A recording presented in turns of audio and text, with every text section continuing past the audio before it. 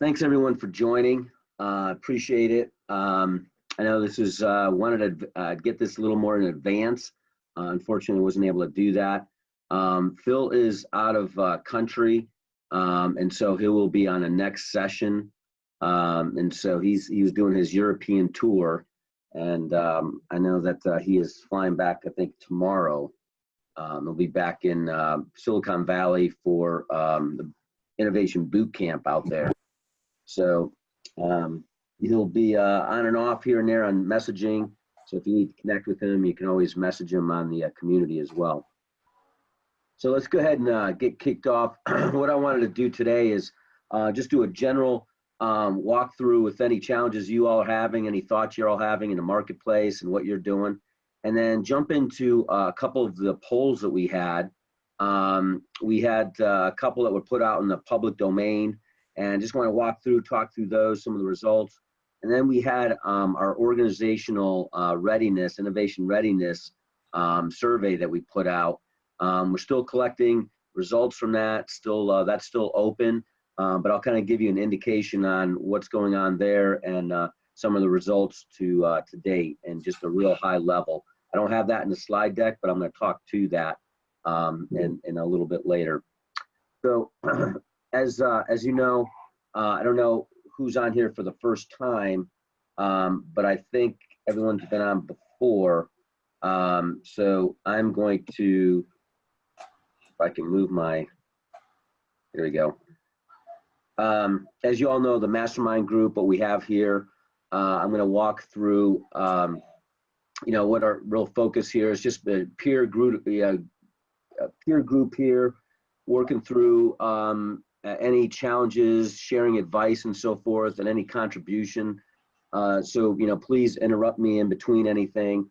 I really want to make this open-ended so that we can all have an opportunity to kind of talk through some of the things we're dealing with, some of the areas that we think are important to talk through, if not in this session, but next sessions as well. It is a 60-minute virtual structured session. I think we've walked through this before from the overview, talking through the struggles, kind of what's going on in the time period from this session, last session, or anything that's been going on. Walk through introductions, and then any wrap up discussions can continue on, but I'm going to stop it at 4 o'clock. So what I want to make sure that you all understand, that this is confidential amongst us all, and we have this in recorded version, so we can have those who are members of the private community be able to play back. And so this is all very clear that this is private discussions, and none of this should be provided outside. Now, if we're talking about challenges and we're getting some good insight, of course, that helps in what we do day to day. So I'm going to do the quick round robin, just a quick intro. I think everyone's been introed before, but if not, I'm going to go ahead and do that anyways right now today. So Josh, since you're the first one that voiced yourself in, if you're still there and you want to just kind of give a quick background, and then maybe even any challenges, opportunities you're facing right now, and then we'll kind of go through from Kirk, Michael, and John, and if anyone else has joined. Sounds good. Hi, everybody. I'm Josh Colster. We've seen each other on the forums from time to time. I'm a radiologist at the Cleveland Clinic, and a few months ago, I sort of created and was given the position to lead innovation efforts within my part of the Cleveland Clinic. So in the Imaging Institute, we're divided up by, there's like a neurological institute and a cardiovascular institute. So I'm in charge of that, and I've been, I guess the challenge that I'm facing, among several, are really just getting things rolling. I've been meeting with lots of people, talking about plans to have innovations challenges, and one of the big things which I did express in the forum is is coming up with that very first innovation challenge that I'm going to get everyone to participate in. And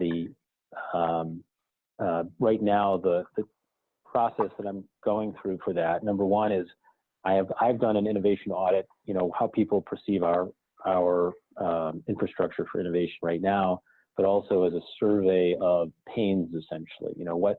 What thing, if we could improve, would make our work better, make our patients' experience better, make our referring clinicians' experience better. And then getting a core group of people, the kinds of people who are innovators in our group, or people who kind of get things done, we're going to have a little so-called painstorming session in a couple of weeks to try to figure out what idea to tackle first. And my idea is I would like to tackle something that will get people engaged and show a win so that we can build from that. Thank you. Sure. Hey, Kirk, you want to jump on? No, Oh, I'm sorry. I guess my microphone wasn't working. Can you guys hear me all right? Yep. Oh, okay, great. Yep. So hi guys, I'm Kirk. I'm actually a visual designer. So I approach innovation from kind of a slightly different angle anyway. I'm a very, very visual person. And so I see my role as like solving problems visually and just how to bring innovation to kind of that mindset. I've recently been working with some different clients that are, well, I like to say it's kind of being a graphic designer for them is kind of like being a sort of a gourmet chef for a preschool class, in that the preschoolers, no matter what you cook, are only going to like mac and cheese and chicken nuggets and peanut butter and jelly. And even though you can create like filet mignon, they're not going to like it. And so the challenge is, how do you innovate within sort of a closed mindset to kind of push well, people's ideas a little bit further into what we can visually communicate. Awesome, thanks. Hey, Michael, how about yourself? Sure, this is Mike Whitaker. Everybody calls me Whit, so you all can call me Whit after this point. And I run emerging solutions for ICF, which is a large professional services company, and we've been doing it for a few years now. And I would say, the challenges that are evolving are interesting and generally good in nature. One is more parts of the organization are starting to adopt significant innovation initiatives. I was originally kind of incubated in our public sector part of the company, and it's now spreading elsewhere. We're trying to keep somewhat coordinated on messaging, terminology, offerings, both internally and externally, and then also trying to coordinate the resources that get deployed if we need design sprint type facilitation, or even some type of an innovation spark session type facilitation. So we're putting some effort right now into that cross group coordination and trying to make sure we're aligned both internally and externally to avoid unnecessary confusion, and just to make sure we have the resources to support.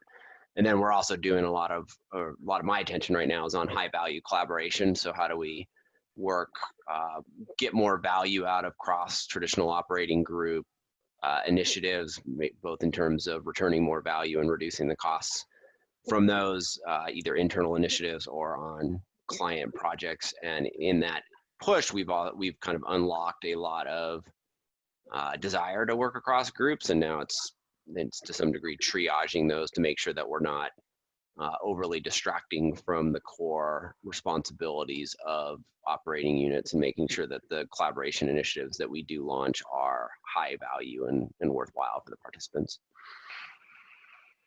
Yeah, so Whit, I know you've been doing this for a while within ICF, and so from a maturity standpoint, I think you all are probably more mature than many others at this point, but that's always a challenge in a services organization, just from my viewpoint doing it, at KPMG, and because you both have clients, internal and external, that you're working through, and it's a very interesting dynamic. So you have a lot of, I would say, wisdom from all of your challenges you've gone through that definitely others can leverage. Yeah, I think fundamentally what we're trying to do is we're trying to make innovation management a management discipline that's similar to quality management and risk management, so that it's becomes a core part of how we do our work and deliver on every project, and it becomes an expectation for leaders throughout the business and is not centralized or seen as other or somebody else's responsibility. And so that's been the broad approach to how we're trying to tackle it. Excellent. Hey, John, so how about yourself, John? Yeah, so my name is John Cho. I'm with Perspecta, which is a spinoff from DXC Technology, which was a spinoff which was a spin merge with CSC and Hewlett Packard Enterprise, which was a spin from HP. So been down a long journey in that area. I'm the Chief Technology Officer for the state, local, and civilian portfolio of our company, which is focused primarily on government services, government contracting. Most of our stuff is really in the IC space and the DoD space, although we do quite a bit of work. We work alongside folks in ICF as well. So I'm familiar with for Witt's company, and so the big challenge we have is that we're about 10 months old, and we're trying to get out of our legacy mindsets to try and make this company be something other than what we were spun out of, and so that's difficult in of itself because a lot of folks have inherited their own mindsets from what they know and versus what they don't know, and we're trying to match risk with progress. So everyone's kind of taking a big look at who they are, or a deep look at who they are and what they want this company to be.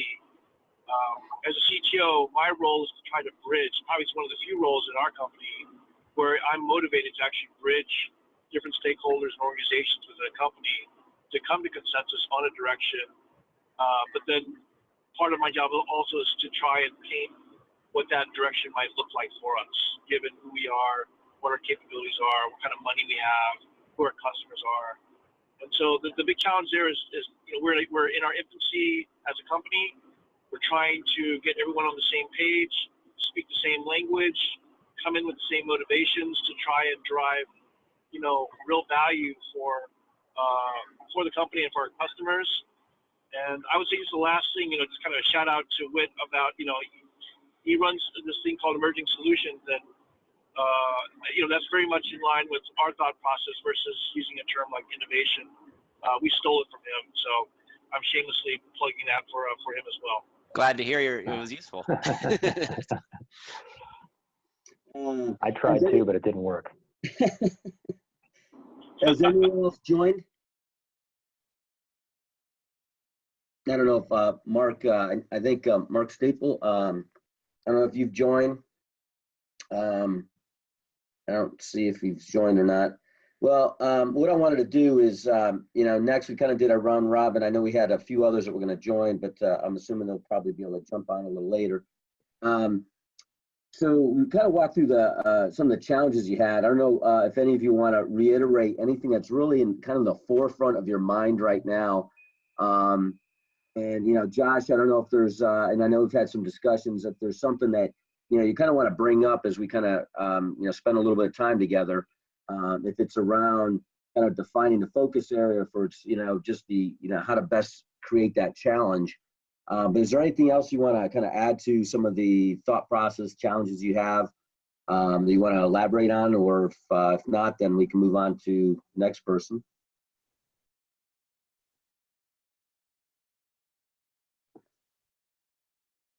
Josh was going to go in and out as well. How about Witt? I know you've got a number of things there you've talked through, kind of unlocking that, high value collaboration and contribution, both the internally and the client. I don't know if there's anything you want to hone in on from a challenge area that we want to have any discussion around, but I just want to offer that up as well. Yeah, I don't know if there's too much to discuss at this point. Our collaboration initiative is still relatively early, but there's kind of two general things we're focusing on. One is the fundamental norms of behavior and setting those within the organization. So we found in our internal research and interviews that most companies never actually set true expectations for how people should do shared work, both how they should work together and how they should resolve conflict. And when you don't have norms established by your organization for the fundamentals of how to behave, you then have nothing to hold people accountable to, and you end up with people acting in essentially the way that they were trained by whatever manager they came into the organization under, and it can lead to a lot of interpersonal conflict that masks the underlying organizational issue or thing that perhaps is solvable or not solvable in a particular case, but it leads to no fly zones in the organization and damaged interpersonal relationships. So we're trying to attack that at a very fundamental level with some behavioral expectation setting. And then we also adapted a high value collaboration framework from some of the research from Mars Inc., the candy bar company. Yeah. And we've kind of pivoted that to what we need internally. And that's more of our organizing framework for actual collaboration initiatives. And fundamentally, one of the things we're working off of is that shared work happens along a continuum, and the term collaboration is highly overused, and it's actually pretty rare. True collaboration is actually rarely needed and rarely done. It can have a big impact if done well, but you've got kind of a continuum from competing to coexisting, communicating, cooperating, coordinating, and collaborating. And really, you can extract significant value from cooperation, coordination, or collaboration, so long as you're doing it well. And so we're really focused on making sure that we're identifying the right level of shared work that's required for a particular initiative, and then setting kind of the guardrails and framework for how to make sure that we execute well at each of those shared work levels, and then make sure that we're resolving conflict in a way that doesn't damage inter-employee relationships and allows everybody to move forward productively. So, and that's very, very, very interesting, because that whole behavioral science and how people behave and react to things from a culture standpoint, and kind of building a more innovative and collaborative environment. It's truly, you know, setting some standards, but not, I think it's balancing between a forcing standard and a standard framework that allows people to have some, you know, individuality or flexibility, but getting everybody on the same page and understanding what's making them tick in those organizations, silo organizations or not. But it's kind of classic, because as you do this internally, as you go to market and you work with teams in the market, and I'm just looking from a federal perspective, you're doing a lot of teaming together in the marketplace. Yep. And that translates across that same, because then you want to find the right partners that fit into that criteria and fit into how you go to market and how do you best win from a success standpoint. So I think it's really interesting, you know, that whole study and how you're structuring that, because it drives that innovation internally, externally, collaborating, you know, across. And I think that's one of the things in the polls here is about management of innovation across. And this is where I think this plays deep into how that's done from a communication and relationships across to get things productized and out in the marketplace. But yeah, and to give a sense of like what we're talking about on the norms, some of them are really simple, but are often overlooked. Like just things like no lazy asks. If you're going to ask for assistance from a colleague, be precise. What do you need? When do you need it? In what format? If you can't provide help, what's an alternative? And service, you know, SLAs on response times. If you get a request from a colleague, acknowledge it within a business day. Even if you can't solve it, acknowledge that you received it and who's going to take the next step and what's the approximate timeline. Or if you can't help, point them in a different direction that's productive.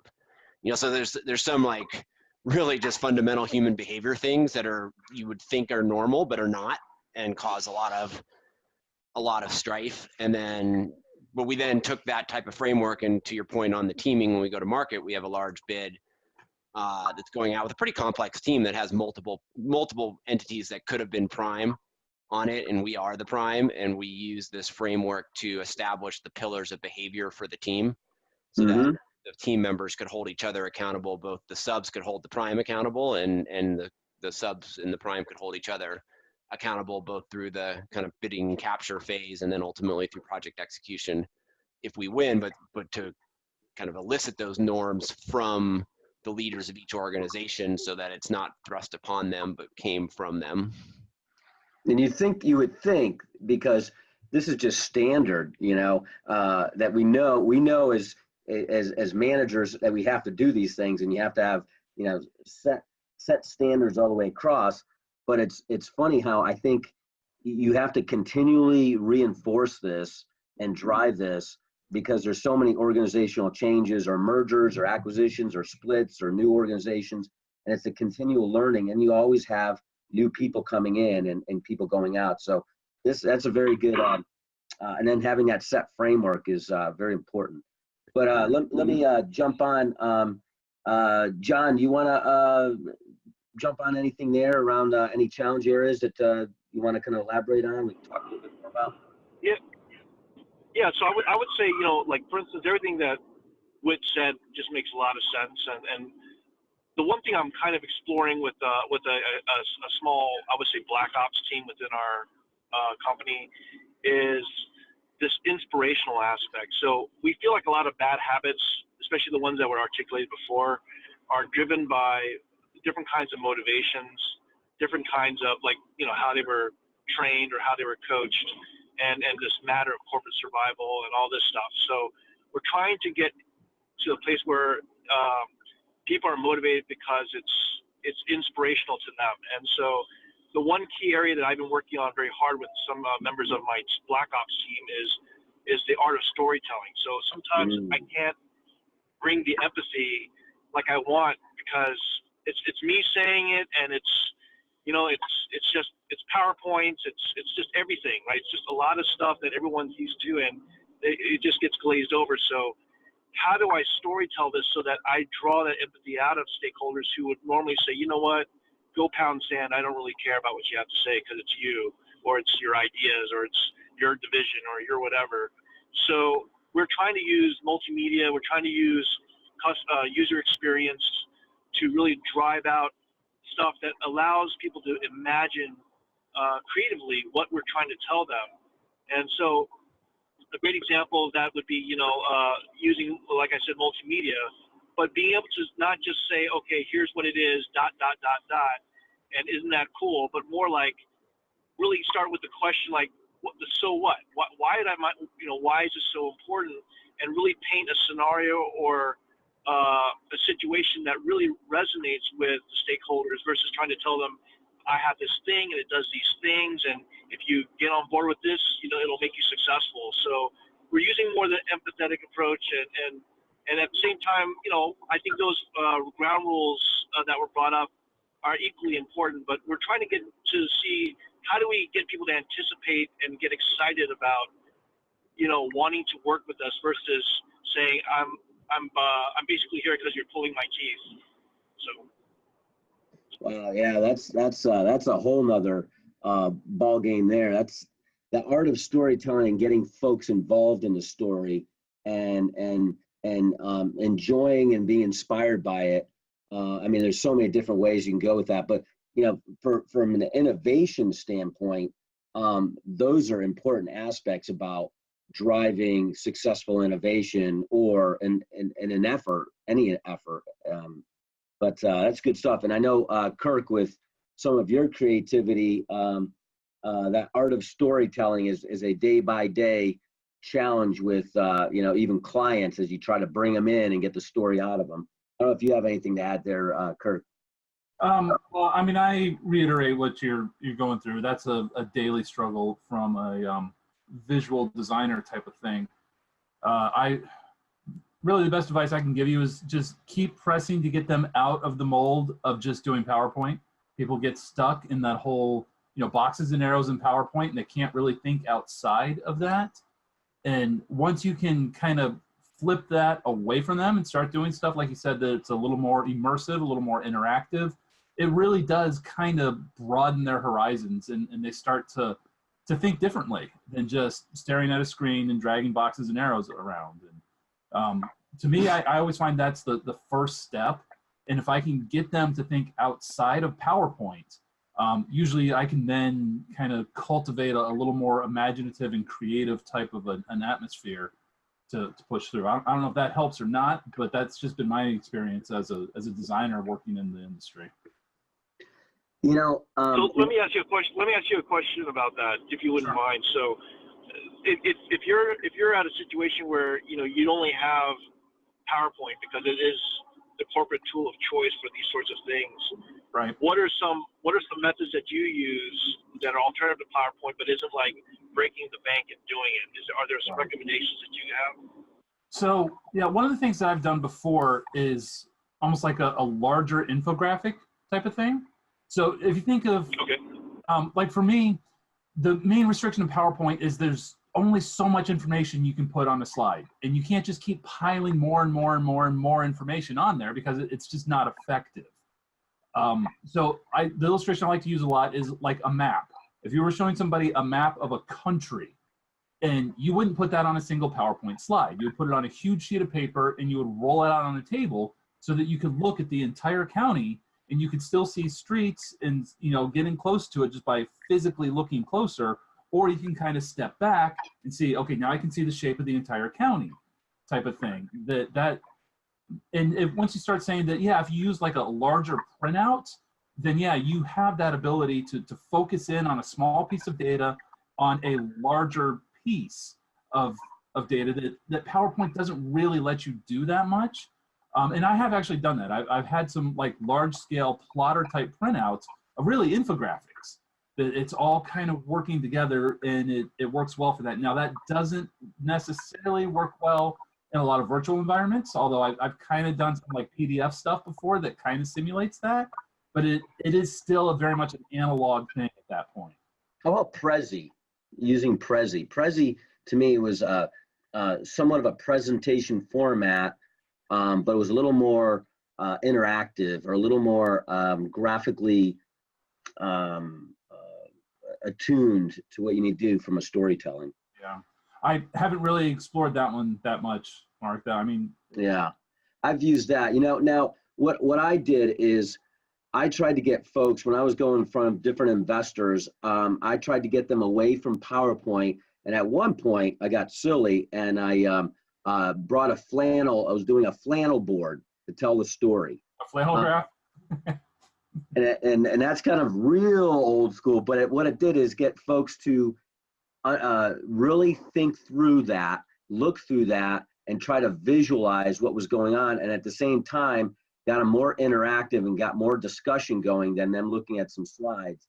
Right. But if you're stuck on slides or you have to leverage the slides, I think as Kirk said, it's kind of the visual infographic across slides even that can tell more of a story. And that that visual tells more of a story than the words, limited words with visual. But that's a good discussion. I know Phil may have some comments on that. Unfortunately, he's not here, but we can ping him on that one. So if I could recommend just a little bit of research and reading, if you care to pursue it, there's a writer named Tufte, Tufte, who is held up as like a industry thought leader when it comes to the anti-PowerPoint visual infographic representation. He's got some good, very accessible pamphlets floating around and stuff that I found really helpful. Edward Tufte, I believe is yeah. Thanks. Well, can you spell his last name one more time? Tufte, Tufte. Gotcha. Okay. Yep. Awesome. So I don't know, Josh, if you had jumped back in, if there's anything you wanted to kind of discuss a little bit about challenges y'all have.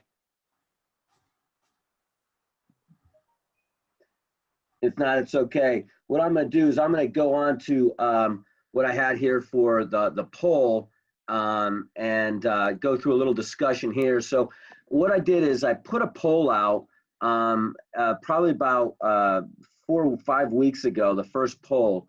And the first poll basically said, hey, what area of idea formulation phase has been the most difficult in your experience? And the results are still open, but we had about 29 folks that responded.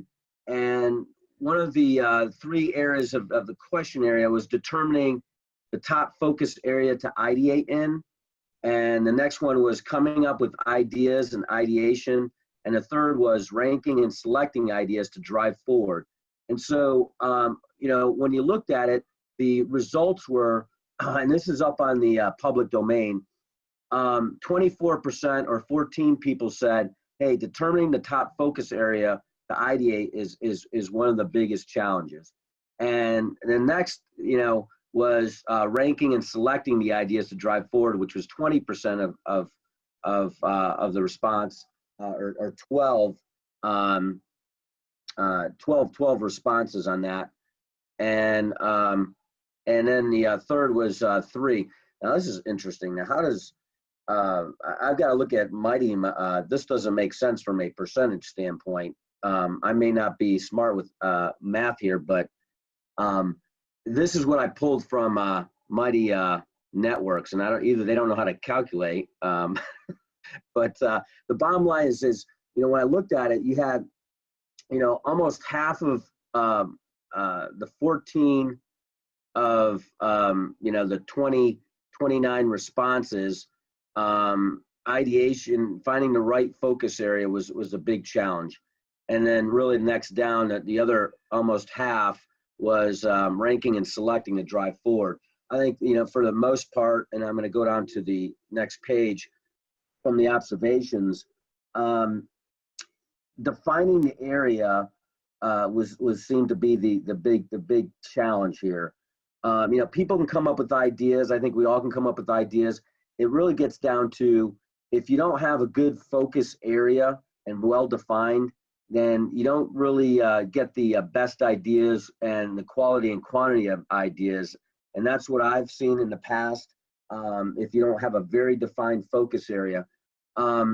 So, as I was observing this, some of the focus area challenges is, as I said before, not adequately defining against a number of criteria or trigger questions, or what's the most significant areas to focus. You've got to define, some criteria. If it's the strategic priorities of the organization, or there are certain questions about customers, or whatever it may be, but there's got to be a little more framework around the focus area and why you're going at a certain focus area.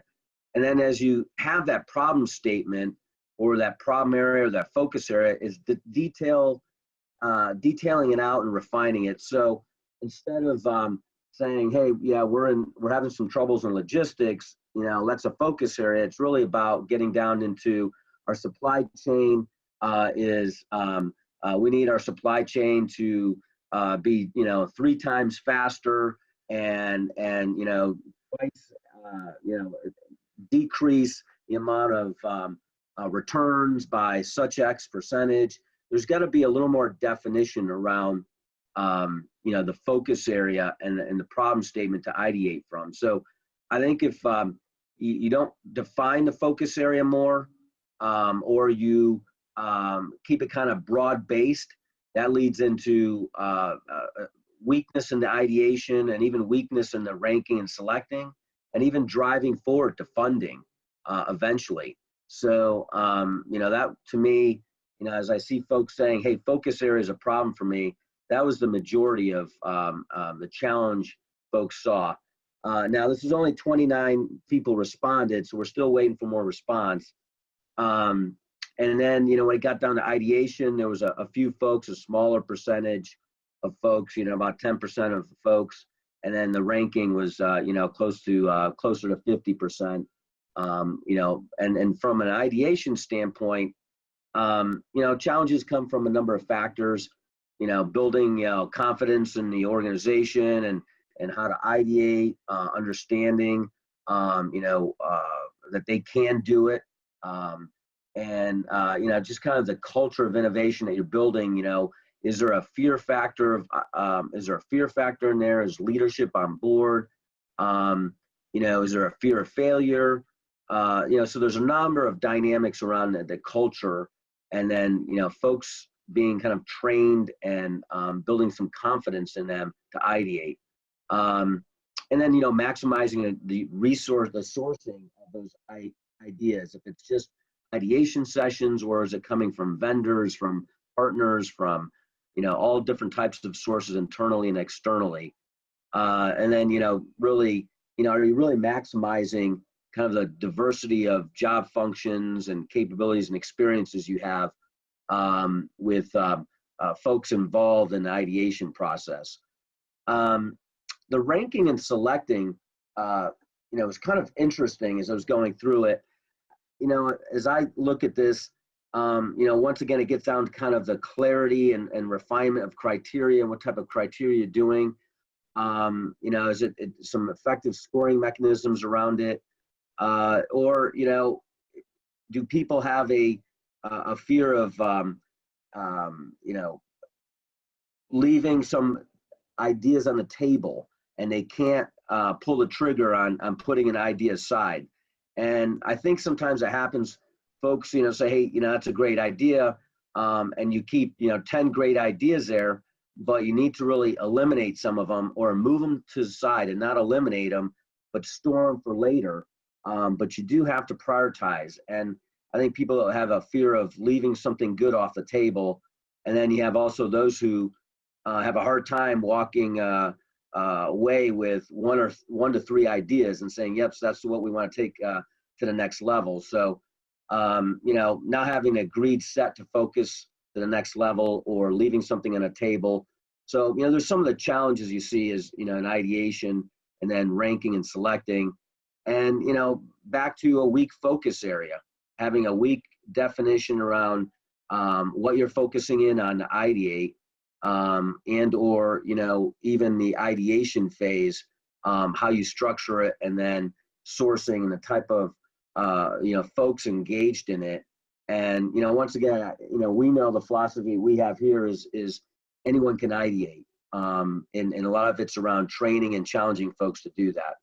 So it was interesting results. And I'm sorry for the percentages there. I must have not been drinking enough coffee here, because I'm looking at it and I'm going, I just kind of copied off of what was on the networks there. And, that's, like I said, it's a good 50%, close to 50% on determining a top focus area to ideate is a challenge, and, close to 50% on the ranking and selecting, and a 10% or so on the ideation as challenge areas. So it's interesting results and what we're seeing right now, and we'll continue to keep this open. I'd like to get more folks with their input on this, and I'll keep that poll open. So some of you might recognize some of these comments. Folks had put some comments out there. I know some folks were interested in hearing and seeing the results and any thoughts around it. And I think, others put out there, it's hard to, understanding the customer, understanding, what's going on in the market even, to focus in on an area. And so there's a number of comments in here of, some of the members that have responded. And you can see that up in up there on open domain there. So what I wanted to do is, any of you all have thoughts on some of these areas? Is the focus area a pain point for you mostly, or is it the ranking and selecting? Is it the ideation? Any thoughts on some of these results and some of the thoughts we threw in here?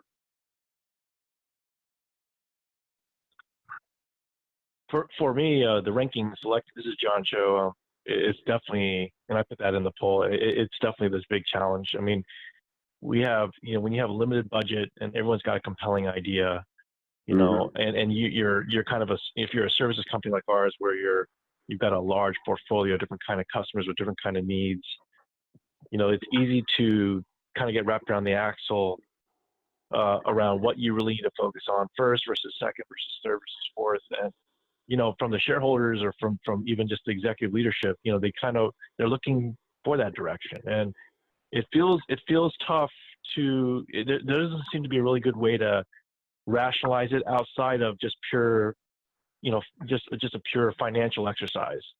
And it's unfortunate, because I feel like sometimes when we go down that route, it's not that it's not needed, it's just, it's not necessarily the answer. It's not intuitive. The right answer is not always intuitive, and it's not always spelled out via, the financials. But I feel like we do it more often than we should.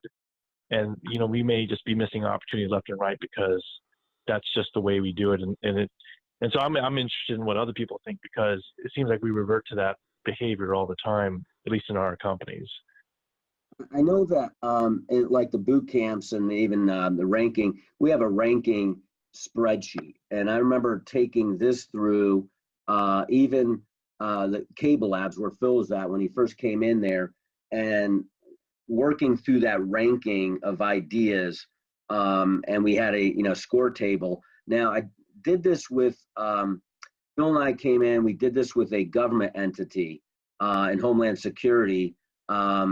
Because they're not financially minded per se from a profit standpoint, but we customized the criteria that we had for a public sector client, and played that out. And so usually it bubbles up that you'll get those top ideas from the ranking mechanisms that we're using. So I'll have to share some of that with you, but I'd love to hear some other folks and some of their thoughts.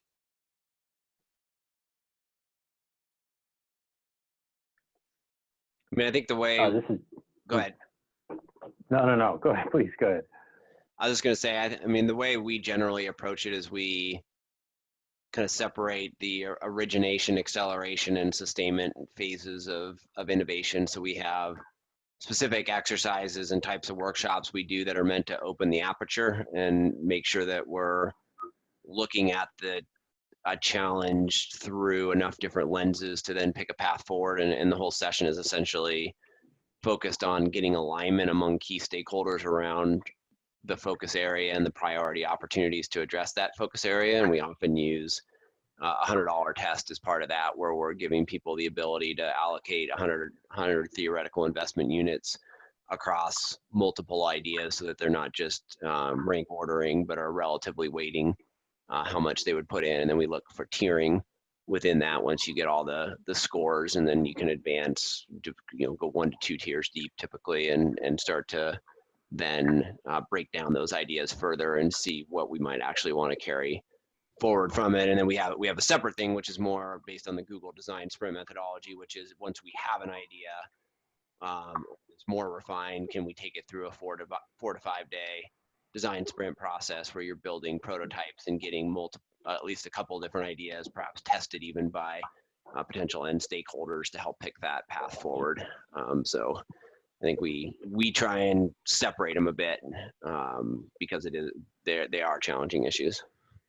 So like on an initial ideation session, will you come away with 1 to 3 ideas? Will you come away with a whole set of them broken out by categories and phases, or impacts to either internal, external? I mean, it really gets down to the focus area. I think if you typically we walk away with maybe 3 to 5 work streams, as we call them, which are sets of activities that are related that will advance a particular topic that require some level of shared work coming out of the session, which again goes to that collaboration framework, which you try and distinguish what's shared work and what's individual work. And then those individual work streams are then advanced. So it's not necessarily one to 3 actions, it's 1 to 3 value proposition areas, or maybe even 3 to 5, depending on the session. And then the work streams associated with those that we try to carry forward and continue to advance. Because a lot of times we're actually doing this in project work where we're determining what can we do in advance within the scope of the current project and is legitimately billable, and what is more of an investment and more forward looking. Yep. Good stuff. Anyone else have any comments, thoughts? I haven't even gotten to the ranking part yet. So I have no thoughts about it. Yeah, it's I gotta tell you, it's there's simple ways to do it and simplify it, and then there's some that it depends on the next. You have a first phase of ideation, you walk away with 1 to 3, but then it's taking it to that next level, or depending on how many focus areas you focus in those or work streams. But that this has always been the focus area. I think is the biggest thing that drives even that ranking and selecting of ideas. But I think once you get into the ranking and selecting of ideas, you really have to have very defined criteria and a lot of forcing function to kind of make it, to move it to the next level. And I think that's why you stick with that criteria. And then the things that fall off the plate, you really have to manage those two in the pipeline, because those are some of the things that'll come back later on and may be more applicable from a timing perspective in a year from now or 2 years from now, or be a bolt-on to another idea. So you're never getting rid of some of those ideas. And I think making folks understand that as well from a behavioral standpoint, that we're not going to get rid of ideas. We are going to store them and then go back and review and look at them on a quarterly basis to see if they're applicable to, other work streams that are going on and so forth. So I think sometimes that's a fear factor of if we get rid of an idea, we're going to lose something. So you never get rid of ideas. I'm going to bounce on to the next poll. We're down to like 10 minutes. So I threw another poll out there. Maybe I shouldn't have done this, put out both polls in here. But this one was around, what areas from an execution phase, some of the elements in execution phase, creates the most challenge in your experience. And I opened this up like a week ago, not even a week ago, I think. And, one of the elements was the funding phase, and either initial through launch. And I know some folks were from an entrepreneurial standpoint, some folks were intrapreneurial, and then it was managing, the people, resources, processes, pipeline, metrics. And then the next element was design and development. And then, the last element was productization and launch. And some interesting, kind of results. This is, like I said, this is early still. 5 folks out of the 14 had identified funding as the same as managing. Both had five folks that identified those as challenge areas. Design and development was 1 person, and productization and launch was 3. So, if you look at it from a, I don't understand, I got to look back why they calculate the algorithm in this, the platform we're using calculates the percentages that way. But anyhow, I won't go there. If you look at it, you've got a majority of it's in that funding and managing. So with funding, one of the things that I've seen is it depends if you're an entrepreneur, intrapreneur. It's kind of that proof points, and then convincing folks of those proof points of that idea. And you have different stage gates, and sometimes those stage gates are not really clear with the objectives. And so these are some of the areas I've seen, weak focus, if you have a weak focus area, it leads to kind of a less quality in ideation and kind of a harder time with ranking and selecting. And you even have potentially weak criteria in the ranking and selecting. So that kind of hurts the pushing through and getting funding. And it's sometimes, it's the earlier phases of that idea formulation from focus to ideation and ranking that puts out ideas that struggle through the funding process. And I don't know what you all have seen from a funding perspective, the challenges there and taking ideas through, and I'll let you all comment if anyone's got any comments or thoughts.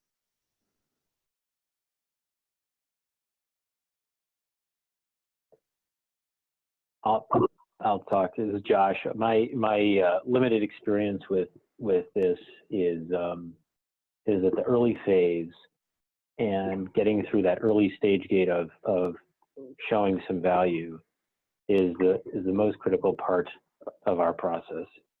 I don't have a separate dedicated fund that I can use. I really am still dependent on actually requesting funds, and to do that we have to we have to prove that the idea has value.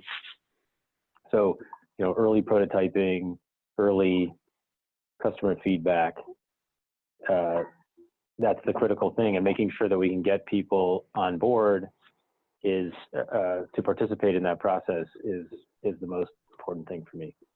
Let me ask you, do you define if something is kind of an incremental innovation, I would call it, or kind of a breakthrough? Hey, this is brand new. This is kind of a killer innovation, but this is kind of brand new, or it's incremental to something you're doing today? Because I find the incremental ones sometimes make it a little quicker, but that's not always the case. Sometimes it's those things that look like they're breakthrough, they get funding a lot easier because people feel that that's something that'll be more impactful in the long run. So I think it kind of depends on, where you are in that spectrum too. Yeah, I think that my organization has some sort of good PR about breakthrough innovation, but in fact is a Titanic, like really slow moving, and so sometimes the big ideas, people are like, look, we're constrained by all these systems that are in place already, and it's difficult to do. So actually, I feel like the incremental things are more easily accepted, and it's the breakthrough things that are much harder to get support for, even though they're exciting.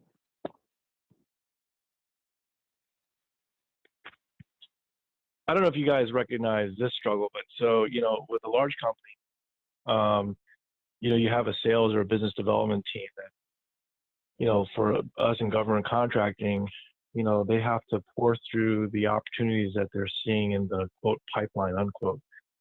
The classic argument against funding for us is, well, we're not seeing that in the pipeline. And, of course you wouldn't, because if you did, it wouldn't be considered necessarily innovative, right? So that's always a conflict or a tension point is that, sometimes the stakeholders that are kind of weighing in on this,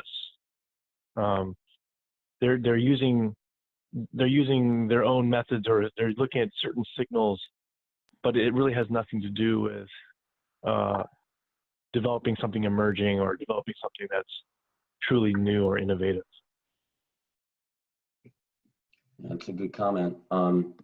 And that's true. I think that happens a lot of times is that definition of what's new and then what's truly a breakout, something that's differentiating. I mean, you can have differentiating incremental innovations, but something that's really new and breakthrough. And I think that's always hard to define for folks and then value that as well from a long run perspective. So we're getting close on time here. One of the other things is, managing challenges, and the management aspect of it has been, as I looked at this, the number of factors in managing. There's the process. Did you customize the process you're using to the organization, the industry? As Whit was talking about earlier, kind of the organizational behavior aspects. Is leadership fully engaged? There's a lot of training, coaching, and mentoring, those engaged in the innovation life cycle. And one of the things I've found is when you don't have a kind of a governance structure and have it, we call that innovation program office with, governance, objectives, metrics, pipeline management, and in that pipeline management processes, tools, feedback loops, making sure people are well aware of what's going on with their ideas and did their ideas make the grade? Are they going to come back to it? And getting people involved, leveraging an innovation program office, eliminates a lot of challenges in the management aspect of innovation. But anybody have any comments on the managing side? Because this is one of the areas between the funding and managing, that's where folks had, the biggest challenges. And like I said, there was only, a few that have responded so far. We got 14 responses or so. So this is early on, but anybody have any thoughts on the management aspect of it?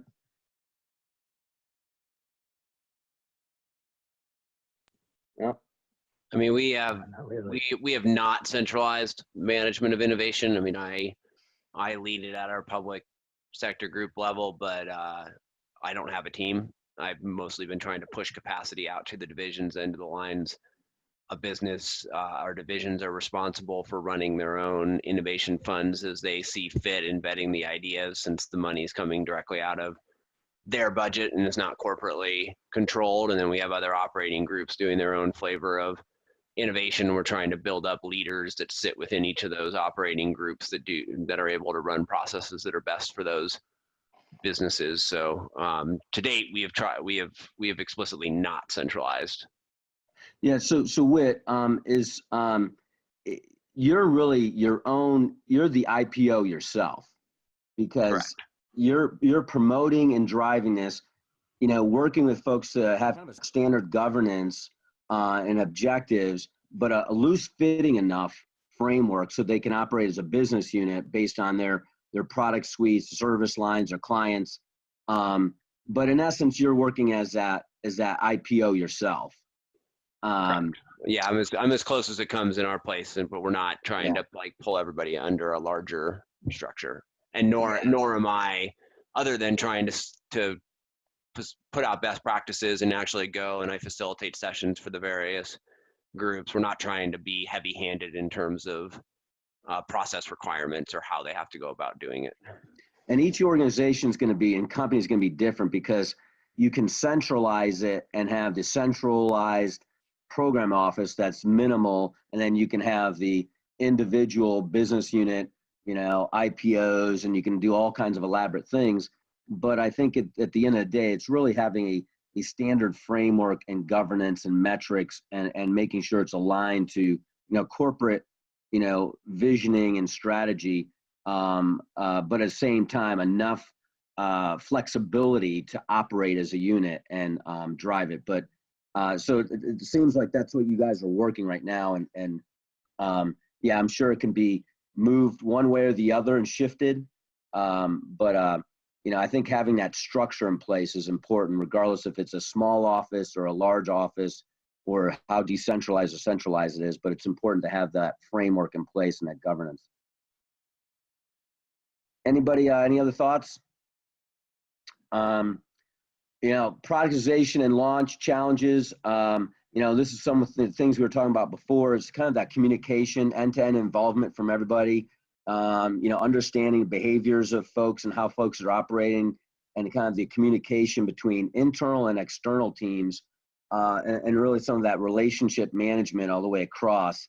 It's important from a productization and launch.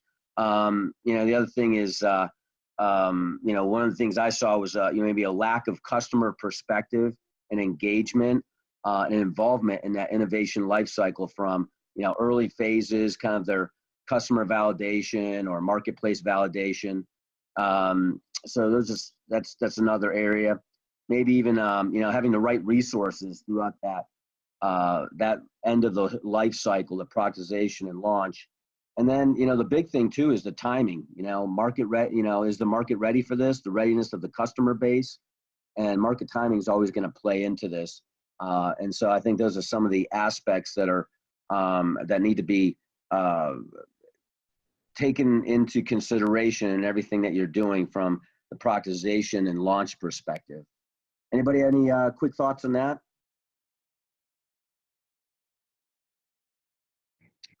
No. All right. Well, I didn't want to take anybody over. It's 4:01. We've gone over a slight minute or so.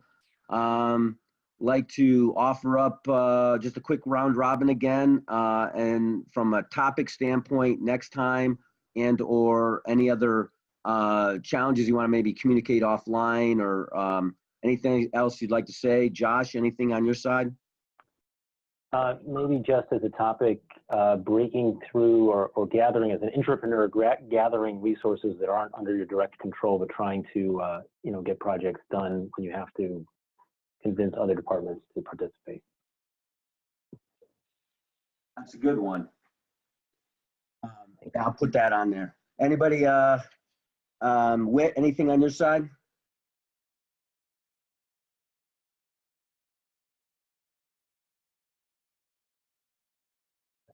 All right, John?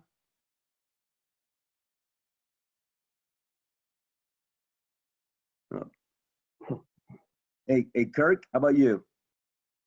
Nope, nothing for me at the moment. I think this has been a really good conversation. I've gotten a lot out of it. All right, anybody have any other, from a topic standpoint, or any other thoughts before we drop off? Well, once again, guys, I really appreciate it. Appreciate you all jumping on board. Sorry about the percentages on that, the polls. I hope the polls are helping a little bit on some thoughts from your perspective. What I'd like to do from the polls is, as we get a little more input from folks, I'd like to get the poll responses, you know, close to 50 folks within the network that have responded. I think that gives a good sensing. And then do some more analysis around that, and then, you know, put out, you know, some more thoughts around that, get Phil's thoughts around that as well, and see if we could post something from even a blog perspective inside the network there, and do a little more thoughts around that. And so any of your thoughts, they're definitely welcome as you comment on the posts themselves and the polls. So appreciate everyone again. If you've got any other topic areas or anything else you want to discuss, just message it in within the group. We've got, like I said, the private group there. Message it in. If you have any other communication, you all can communicate offline. I'm hoping this is helpful, that you know, the experiences that you're all having as you're going through here are going to help others as they try to innovate and drive forward. So feel free to reach out to myself, Phil, or anyone else in the network. But you all have a great weekend. Anybody, last thoughts from anyone? No, thanks. It was great. All right. Thanks so much, guys, for jumping on a Friday afternoon. Y'all have yourself a great weekend. Take care. You too. Thank you. Bye-bye.